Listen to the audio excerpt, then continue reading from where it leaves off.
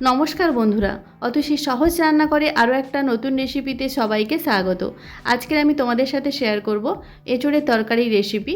তোমরা বাড়িতে বিভিন্নভাবে এঁচোড় রান্না করো, তবে আমি যেভাবে রান্না করছি অবশ্যই একবার বাড়িতে ট্রাই করে দেখো, ভীষণ ভালো খেতে হবে। দেখে নেওয়া যাক আজকের আমার এই সহজ রেসিপিটি। প্রথমে আমি একটা ছোট সাইজের গোটা এঁচোড় নিয়েছি, তারপর আমি খোসা ছাড়িয়ে এরকম ছোটো ছোটো টুকরো করে কেটে নিয়েছি।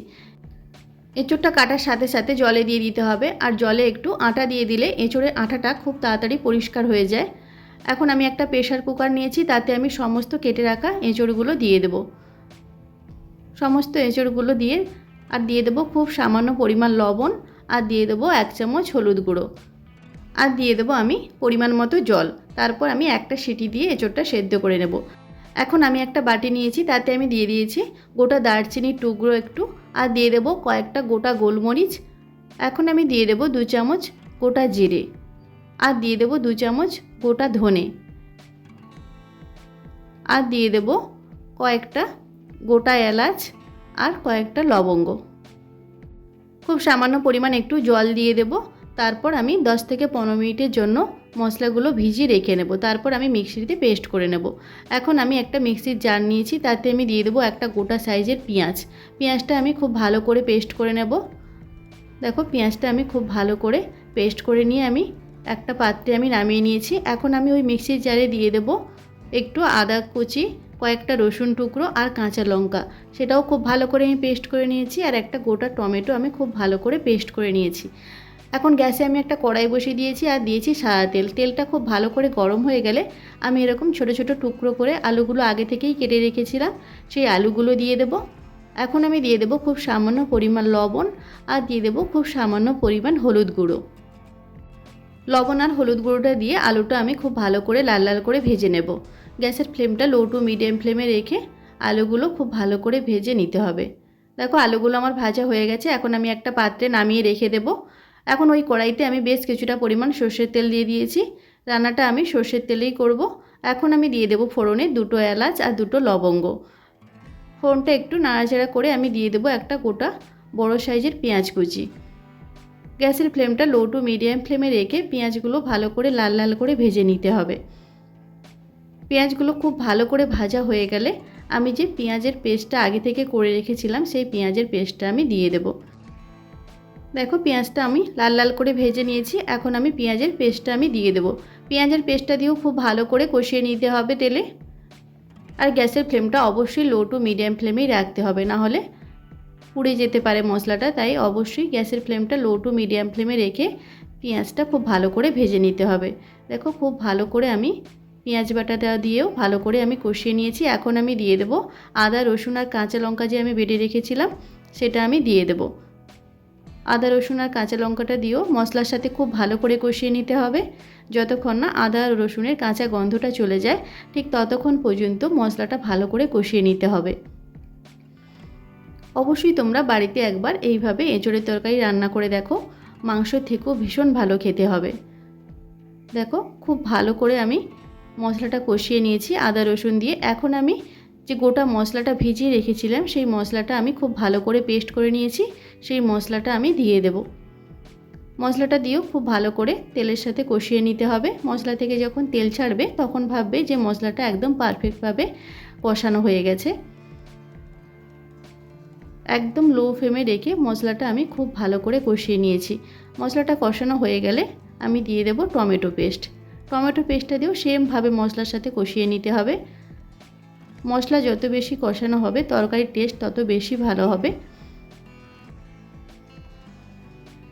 টমেটোটা দিয়েও মশলার সাথে খুব ভালো করে আমি কষিয়ে নিয়েছি।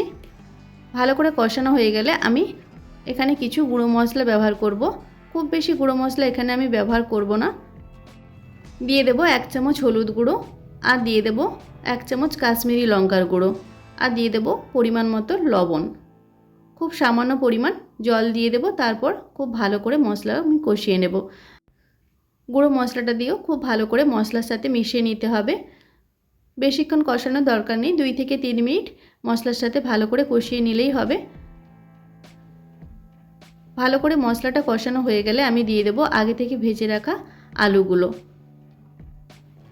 আলুগুলো দিয়ে মশলার সাথে খুব ভালো করে কষিয়ে নিতে হবে। লো টু মিডিয়াম ফ্লেমে রেখে মশলার সাথে আলুগুলো খুব ভালো করে কষিয়ে নিতে হবে। আলুগুলো খুব ভালো করে কষানো হয়ে গেলে তারপরে দিয়ে দিতে হবে সেদ্ধ করে রাখা এঁচড়গুলো। এঁচড়গুলো দিয়েও মশলার সাথে খুব ভালো করে কষিয়ে নিতে হবে। দেখো এঁচড়গুলো একদম পারফেক্টভাবে সেদ্ধ হয়েছে। এঁচড়গুলো আমি নামিয়ে খুব ভালো করে আমি জল ঝরিয়ে নিয়েছি। এঁচড়টা দিয়েও মশলার সাথে খুব ভালো করে কষিয়ে নিতে হবে। 5 মিনিটের মতো মশলার সাথে খুব ভালো করে আলু আর এঁচড়টা কষিয়ে নিয়েছি আমি। ভালো করে কষানো হয়ে গেলে আমি দিয়ে দেব জল। পরিমাণ মতো জল দিয়ে দিতে হবে। আমি এখানে গরম জল ব্যবহার করেছি। গরম জলটা দিয়ে খুব ভালো করে মশলার সাথে মিশিয়ে নিতে হবে। তোমরা যেমন গ্রেভি পছন্দ করবে ঠিক সেই পরিমাণে জলটা দিয়ে দিতে হবে। জলটা দিয়ে খুব ভালো করে মশলার সাথে আমি মিশিয়ে নিয়েছি। তারপর গ্যাসের ফ্লেমটা মিডিয়াম ফ্লেমে রেখে আমি 5 থেকে 10 মিনিটের জন্য ভালো করে আমি রান্না করে নেব। 10 মিনিটের জন্য ভালো করে রান্না করে নিলেই একদম পারফেক্টভাবে রেডি হয়ে যাবে এঁচড়ের কালিয়া। দেখেই তোমরা বুঝতে পারছো যে রান্নাটা কতটা সুন্দর হয়েছে, ভীষণ ভালো টেস্ট হয়। এখন আমি দিয়ে দেব খুব সামান্য পরিমাণে একটু চিনি। চিনিটা দিয়েও খুব ভালো করে আমি মিশিয়ে নেব। চিনিটা দিলে তরকারির টেস্টটা একটু ব্যালেন্স হয়ে যায়, খেতে ভীষণ ভালো হয়। তবে তোমরা যদি না চাও চিনিটা বাদও দিতে পারো। চিনিটা দিয়ে খুব ভালো করে আমি মিশিয়ে নিয়েছি। এখন আমি সবশেষে দিয়ে দেব 1 চামচ ঘি। ঘিটা দিয়েও খুব ভালো করে আমি মিশিয়ে নেব। তারপর আমি ঢাকা দিয়ে 5 মিনিটের জন্য গ্যাসটা অফ করে আমি রেখে দেব। গ্যাসটা অফ করে 5 মিনিটের জন্য ঢাকনা দিয়ে আমি রেখে দিয়েছিলাম। দেখো একদম পারফেক্টভাবে রেডি হয়ে গেছে। এটা গরম ভাতের সাথে বা রুটির সাথে ভীষণ ভালো খেতে হয়। অবশ্যই তোমরা বাড়িতে একবার বানিয়ে দেখো, এইভাবে এঁচড়ের কালিয়া ভীষণ ভালো খেতে হবে। এখন আমি একটা প্লেটে সার্ভ করে দেখাচ্ছি। দেখো কতটা সুন্দর হয়েছে। এটা দেখতে যতটা সুন্দর হয়েছে খেতেও ঠিক ততটাই সুন্দর হয়। অবশ্যই তোমরা বাড়িতে একবার বানিয়ে দেখো এইভাবে এঁচড়ের কালিয়া। আশা করি আজকের ভিডিওটা তোমাদের ভালো লেগেছে। যদি ভালো লাগে তাহলে অবশ্যই একটা লাইক করে দেবে আর কমেন্ট করে জানাবে কেমন হয়েছে আজকের রেসিপি। আর আমার রেসিপিগুলো যদি তোমাদের ভালো লাগে তাহলে অবশ্যই আমার চ্যানেলটিকে সাবস্ক্রাইব করে পাশে থাকা বেল আইকনটি প্রেস করে অল অপশানে ক্লিক করে দেবে। তাহলে যখন আমি নতুন কোনো ভিডিও আপলোড করব সবার প্রথম তোমাদের কাছে নোটিফিকেশান পৌঁছে যাবে। আজকের ভিডিওটা এই পর্যন্ত। নেক্সট কোনো ভিডিওতে তোমাদের সাথে আবার দেখা হচ্ছে নতুন কোনো একটা রেসিপি নিয়ে। ততক্ষণে তোমরা ভালো থেকো, সুস্থ থেকো। ধন্যবাদ।